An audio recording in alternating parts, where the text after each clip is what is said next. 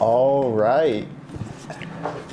We are heading back, and we have... Oh. Yeah, she changed her mind. Another animal, but she changed her mind. Yeah. The adorable animal decided to leave. That's what she does sometimes.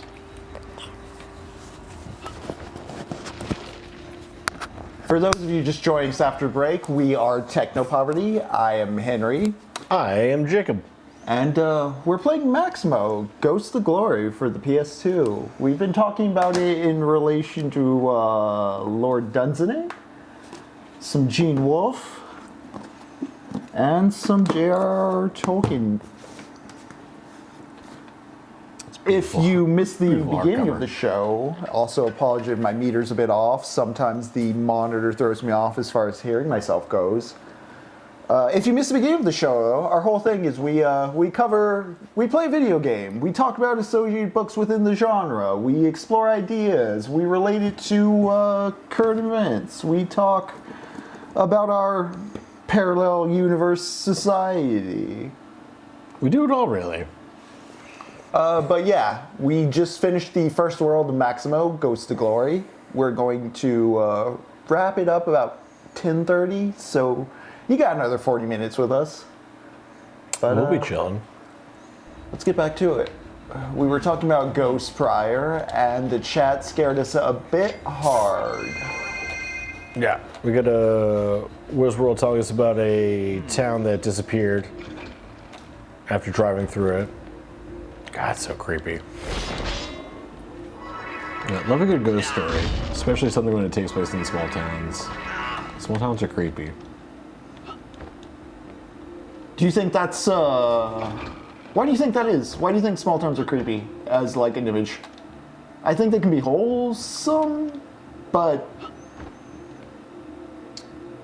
tell me your thoughts. I think I don't know. I guess it's like, I grew up in a town, like towns that used to be like big textiles. So you had like the old textile mills that were just like nothing on like the big rivers going through the small towns in New England, which apparently it's like one of the only rivers that like flows north, like the Nile.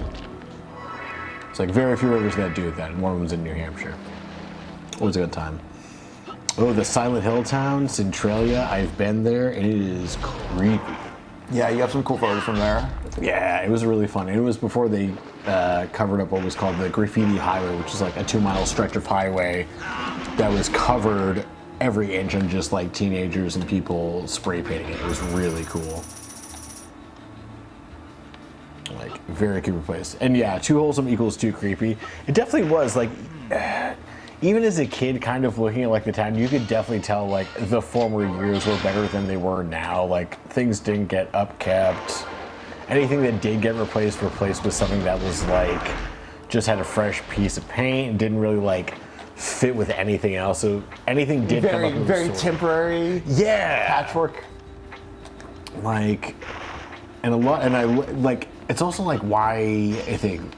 Was it Lovecraft and them, like the New England towns are just very creepy. I don't know what it is about the vibes about them. Yeah. Other than like winter Lovecraft, being very Tolkien. dark at like 4 p.m., but terrifying. I lived in Indiana for a bit, right on the border of Michigan. Mm-hmm. And yeah, the sunrise times is radically different to grow up in West Texas. Ooh, it's horrible, especially in wintertime. Like, it was the one time, like, you go to school, it's dark out, and you get out of school, and it's dark out. And you're like, it's only 4. I remember the sun setting, like, at 9:30 p.m. Yeah. I'm just like, this is wrong. Yeah, it's like, this should not be happening. It should not be 10 p.m. and I still see light outside. Yeah. No, there's so much to that. Ordered Chinese, and they canceled my order. I'm a hungry bird. Oh, no, D. Hamill's mammal. What else we got? There's a place called Del Rio up on California's north coast. Drove through there once, never had an entire town stare at me as I drove through. That's also really creepy. Yikes. Yeah, that's scary. I had that one time when I was working on a Bollywood movie where we were up in Dallas and the producer brought us out to a biker bar that was literally on like the exit of a highway. And like, man, we definitely looked right out of place because like as soon as we walked in, the woman who owned the bar looked at her buddies like, y'all look like you took a left when you meant to take a right. It's like, man, wonderful. She might be right. It's like, that's the first time I ever heard that in Texas. Yeah, I feel as a native Texan, I kind of have the Texas Chainsaw Massacre paranoia just driving out through like West Texas on the 10. There's like singular houses every now and then. We're just like, right? Like, what do you do out here? How do you live out here? Yeah. Texas especially, and I didn't know what to expect of like such a big swath of land and like such like distance between places. Yeah. But like, ugh, horrifying. Yeah, I grew up in El Paso. I told that to someone once, and they asked me if I knew cool shit to do in San Antonio. It's like, no, that's 13 hours away. Yeah, yeah, that's a whole other place. It's a day's drive. Yeah, foggy towns, man. Also, like, going on with like Centralia up in Pennsylvania in general is just like a really creepy area because a lot of towns are carved into mountains. So there's like a 2-lane road with houses right up against the road, and the backs of those houses are built up against like rock wall that go up like 15 to 20 feet above that. And like another thing too, like when I moved to Texas, like I didn't understand what they meant by like the sky is bigger in Texas, but like the trees are so short and it's mostly shrubs that like you can see the sky everywhere you go. Whereas like when I went back home up in New Hampshire, you have spruce trees and things that are like 30, 40 feet tall. Like driving through the mountains, you get like a sliver of the sky. That's how Indiana felt to me. So I was just like, there's a dense canopy of trees. Yeah, and you can't see anything through it. And like I was very used to grow up with a mountain just signified the cardinal directions, real simple. We did have that in our area, but again, like if you were on the wrong hill, it's like, well, I can't tell where it is now. Like you could have that obscured by a thick canopy of trees, but for me it was like in a desert, so it was a clear horizon marker. Yeah, man, that's awesome. I do love going out to deserts with that. Mountains are gorgeous. I don't know what it is about it staring at a mountain, but it's great. It's a good feeling. It's just powerful. Yeah, manly. No, you're a man! A man! Man, grew up in the valley in the site of Mount Diablo. Man, that's a fucking cool name for a place. Chat, be honest. Is the game loud enough? Yeah, y'all hear it all right? I did turn your microphone down a little bit though. Or your Okay, headset. I think the monitor volume. might just be loud. I think the mix might be fine. Yeah. It's not feeling too bad. Let's see. Yeah, game sounds good. Thanks, 3256. If it is bad, no one's complaining, which is good. Never complain. Sit in discomfort. Oh no, not the conditioned response of the system. I cannot tell a lie. The game sounds good. We also sound good too. No, it's okay. I understand. Appreciate it. We just want to make sure you guys aren't like being overloaded with just like horrible audio. Yeah. We're still figuring out the mic situation. We thought we'd fixed it, but it was splitting the game audio weird between our headsets. Yeah, it's a lot of technical things. There's a lot of weird things happening with it. But hey, we're techno-poverty. Yeah. Not techno-prosperity. Certainly not techno-piety. No. Wow, that's a lot of death coins. Okay. That's a good amount of death points, though. This fucking door's just waiting for you. I got a lightsaber. Hell yeah. Ooh. All my dreams are the lightsaber. I thought the bad audio was part of the techno-poverty aesthetic. Sure. Yeah, truly. Oh, yes, absolutely. We do mean the delightful sounds of nostalgia. I do gotta admit that, like, I think because of its early PS2 era limitations, MAXIMO in particular has a weird sound mix. How so, you think? Like, it's very, like, flat and thin. I don't know if it's fully taking care. I don't know what I think the PS2 supported surround sound, like 5.1. Yeah, I'm pretty sure it did. Because I think this might just be like a basic stereo track still, or something like that. How fucking dare they? I keep forgetting how small the PS2 actually is. God, well, so the one we're using is a thin, but still, yeah. Yeah, the fact that we got it down to that was incredible. Ooh. Secret? Secret. Get it. I love the Dutch angles in this too. Yeah, Like, good it's call. really, they really play around with that, and it's really tasteful. I'm glad you noted that because I actually haven't really noted, but you're not like, you can't like C-stick the camera. It auto readjusts, and a lot of the time it's doing its own thing. So like that's did not realize that. I can reorient it behind me. Mm-hmm. That's what like those like quick turns are. Oh, gotcha. But everything else is it's just doing its own thing for you. Right. Okay. Oh. Which I don't think Maximo's pretty good with it, as we were talking about, but I think Silent Hill 2, the original Silent Hill 2, Silent Hill, I feel like I'm missing syllables. Oh. There we go. Sorry, I'm hearing adjustments on. Oh yeah, my bad. You were sounding a little bit hot. Silent Hill 2 is really good at that intentional kind of camera tension, reflecting player tension with the character. Yeah. Wow. Man. Yeah, it's trippy hearing your own audio. I'm actually fine turning the monitor off. Yeah. Let's do it. I was like, I keep. Yeah, it'll be a good A/B of seeing an A/B test of what self-awareness does. What self-awareness does? I feel very stiff.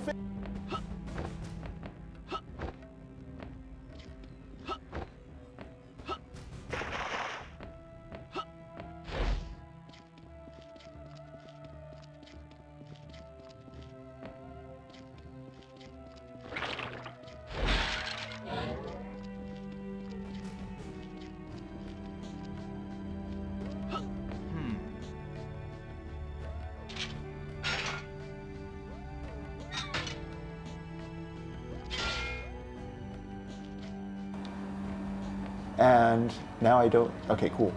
Yeah, there we go. Monitor off. We're still getting feed. Beautiful. Okay. And he converted to Catholicism for his wife. He was a wife guy and a Catholic convert as an adult. So it wasn't in like a J.D. Vance sense. I think he was interested in mythology, and he really got into like the lore of Catholicism because part of his biography is he worked as an engineer designing like parts for machines and such, and there's like a folksy misconstrual that he invented the machine that makes Pringles chips. He just invented a part to the machine that makes Pringles chips. Like, you know, the myth is Gene Wolfe invented the Pringles can, but Gene Wolfe himself would even be like, no, I was on a team and I made a part for the thing and suggested, etc. Yeah. But I think even in that example there, you see how there's like this tension between what actually happens and what gets mythologized as happening. Yeah, thanks for sitting through the temporary audio issues. I'm a camera guy, not an audio guy. We're back. Yeah, it's been great. Also, the 3256 had a PS2 with a hard drive and Ethernet attachment. That thing is sick. I love that.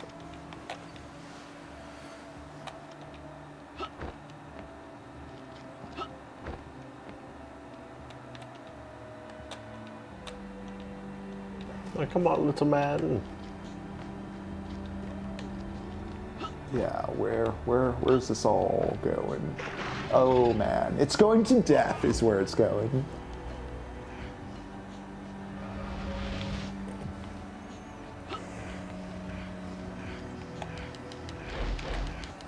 A Resident Evil online game? Oh yeah, the Outbreak games, I think they were. I always wanted to play those, I never did. Man, I feel like my buddy would play that and I would watch him play it. Yeah, it had an online component. Yeah. Nice. Do like the head stabs, that's pretty cool. At first I was feeling down because I fell in the pit and died, and I feel like I'm dying more on this run than I would like. But then I saw I have 500 gold coins and was like, oh yeah, I'm rolling in it. Just straight up fat stacks. The power fantasy of having a stable financial cushion from which you could take risk with. Truly in a fantasy video game? What? TechnoPoverty. God. Okay, there's stuff I can do over there. I think that's safe water, right?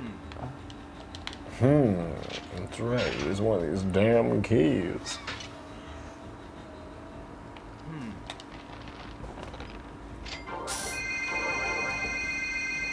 Nice.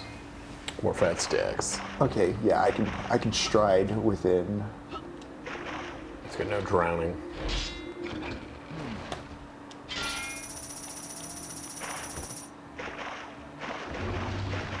Oh shit. Okay, I'm not even gonna try to fight those things. Oh my god. That, dude. No. Okay, I like collecting fairies, but... Plant zombies?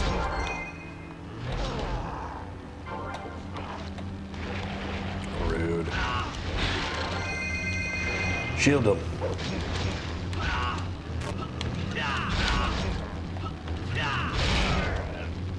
Oh no! Oh. If it was... Okay, just run from the gators this time is the lesson I learned. Although I bought that armor, I'm not sure if it's going to replenish.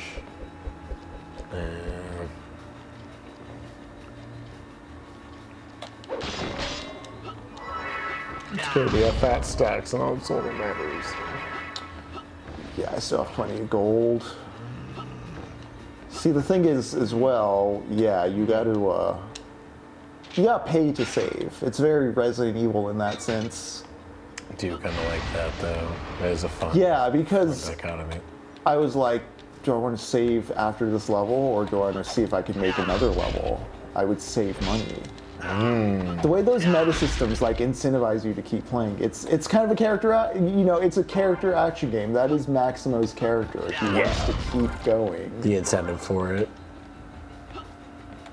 And that mechanical verbiage, again, is something that I find Capcom excels well at. That's why they're the versus Marvel guys, because they have a library of characters defined enough to stand up to like the Marvel superheroes library. Yeah, that is really true. There's not really a lot of other people who could do something as easily and as recognizable. Nintendo could, but yeah. Yeah, but outside those two, I think it's up there. I also do like how Capcom's more mercenary because they're third party, so it's like they're everywhere. Yeah. Also, a Street Fighter movie. Great. Which one? Both of them.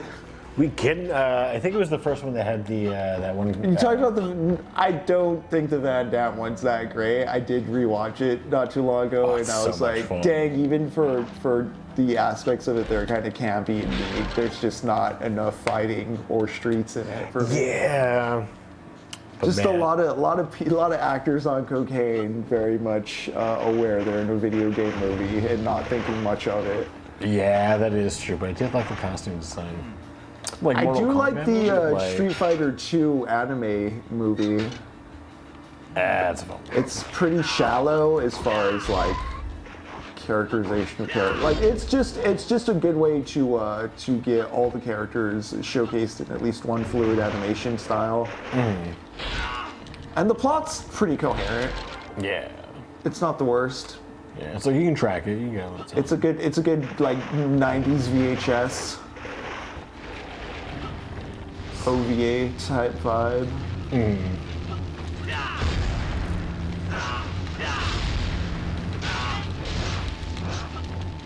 Oh no. These fuckers. Go that shield. Shield those boys.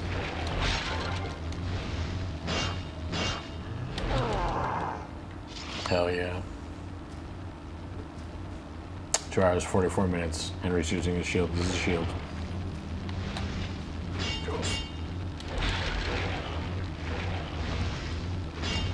Do these guys just keep regenerating like as many times as they want, or is that what that guy's doing? Just power selling them?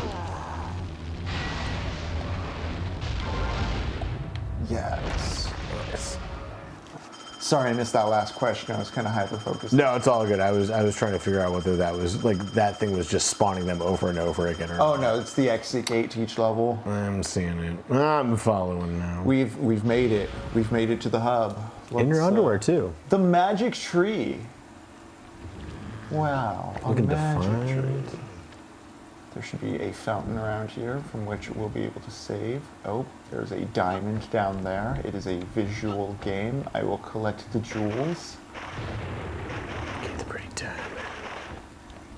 Can I? I think I can. Can I crawl? Right? Is there a chest with a fake wizard in it who turns me into a baby and that allows me to crawl in there and get the jewels? I don't need the jewels! Shout Frey got fingered. 5 stars and a heart on Letterbox is art. It's perfection. You It's so don't good. need the jewels, gentlemen. You don't need the jewels. I won't say any more. Just watch the movie. It is way ahead of its time in what it's telling you. Just understand you do not need the jewels.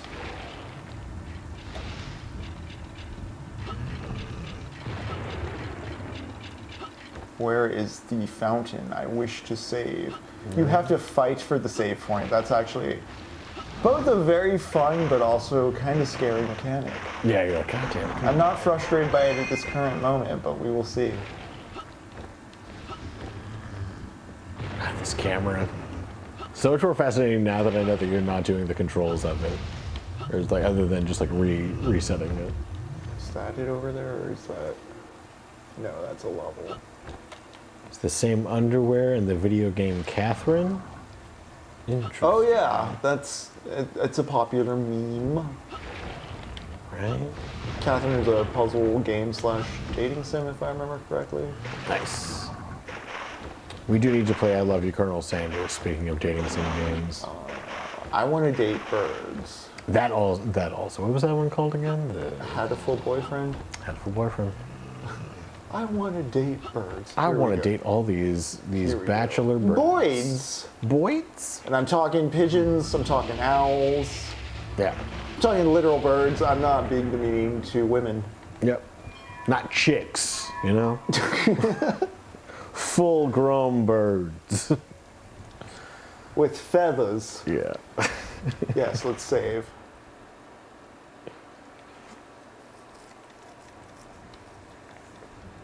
Uh, 21% game mastery. Oops. I meant to do like a whole TechnoPoverty name. I think I just put the letter T though. You're Tony Anyways, Soprano. Yeah, I'm Tony. Hey. Hey, gabagoo. Anyway, y'all, we're gonna call it a night there. This has been TechnoPoverty. Let's go ahead and let's show them the full couch setup. Is Barney around by chance? Yeah, let me go grab her real quick. Say goodbye. Barney. It's okay if she's off screen. No, she's right here. Oh, yeah, she is right there. Oh, there We will be back next Monday to continue on MAXIMO's adventures. I'm probably going to have more to say about Gene Wolfe and Tolkien's On Fantasy. I was primarily reading Dunsany's The Fotress Unvanquishable, save for Sacnoth for this episode, which I rambled quite a bit about at the front end of this. Again, check us out on all our socials. We have a link tree right there in our bio to see everything. Mondays and Thursdays, 7:30 p.m. CST is our regular time. This time the VOD is being saved. Maybe I'm speaking too soon and Twitch is going to do something and there won't be a VOD again. We will find out. But there's going to be regular uploads to our YouTube site as well. So if you ever miss a stream, you can find us there. But of course, you want to be here so you can chat with us. Until next time. Lux is on a raid right now too. Pixel Coppins do their thing. Yeah, Before we go, definitely go check out Pixel Goblins. They are in the vein of what we're doing. We love them. They love us. It's great. Until it's incestuous. Be a part of it. I'll leave it at that. Take care, y'all.